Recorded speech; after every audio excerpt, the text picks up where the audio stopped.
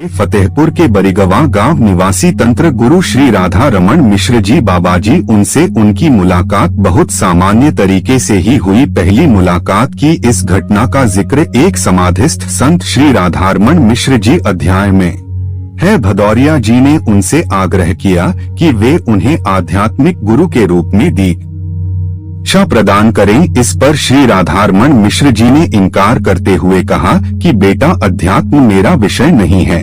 लेकिन इसके साथ ही उन्होंने अध्यात्म की आरंभिक जानकारी देकर कहा कि इस विषय को तुम्हें पूरी तरह से समझने की आवश्यकता है और तुम्हें इसे समझना ही चाहिए। इसके लिए एक पूर्ण गुरु की आवश्यकता होती है, लेकिन अभी तुम्हारा समय नहीं आया है। तुम्हें उम्र के 44वें वर्ष में तुम्हारे आध्यात्मिक गुरु मिलेंगे। इस पर भदौरिया जी बोले, मैं उन्हें कैसे पहचानूंगा? वे अवधि में बोले कि हमरे जैसा हुई वे स्वयं तुम्हारे आश्रम आएंगे और अपनी लिखी हुई पुस्तकें तुम्हें भेंट करेंगे। भदौरिया जी को उस समय यह बातें बड़ी अजीब सी रहस्यमय लगती थी, क्योंकि उनका तो कोई आश्रम ही नहीं था। आश्रम होगा ऐसा विचार भी नहीं था। और राधारमण मिश्र जी कह रहे हैं कि तुम्हारे आध्यात्मिक गुरु स्वयं तुम्हारे आश्रम आएंगे।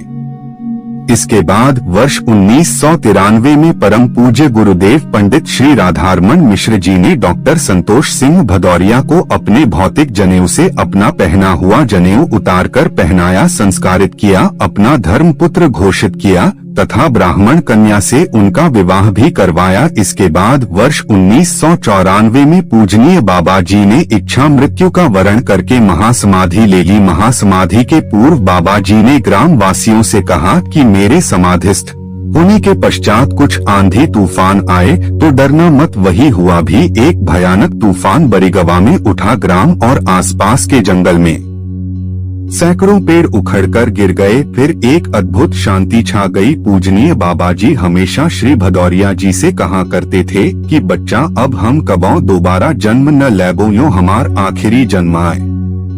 भदौरिया जी उनकी समाधि पर नियमित रूप से नमन करने जाते रहे। बाकी समय समाज सेवा और रियल एस्टेट के व्यापार में लगे रहे। श्री भदौरिया के मुताबिक देहावसान के करीब 3 वर्ष बाद एक रात को श्री राधारमण मिश्र जी सपने में आए और उन्हें तंत्र की दीक्षा दी। यह दीक्षा कार्यक्रम लगातार 3 रात तक चलता रहा। दीक्षोपरांत कुछ अलौकिक अनुभव होने लगे जो भदौरिया जी सोचते चाहते ऐसी घटना घट जाती। उन्हें लगा कि बिना प्रयास, बिना किसी अनुष्ठान के उन्हें कोई शक्तियां प्राप्त हो गई है। वे स्थान बीमार को छू लेते तो उन्हें आराम हो जाता। वह स्वयं हैरान थे, क्योंकि विधि की पूर्ण विद्या का ज्ञान भी अभी नहीं हुआ था और यह सब शक्तियां प्राप्त हो गई। वर्ष 2001 में कानपुर के पास एक गांव करौली में खेती के लिए जमीन खरीदी और उसी जमीन के कुछ भाग में स्कूल, अनाथालय आदि का विचार मन में था। यहाँ आध्यात्मिक अनुसंधान होंगे,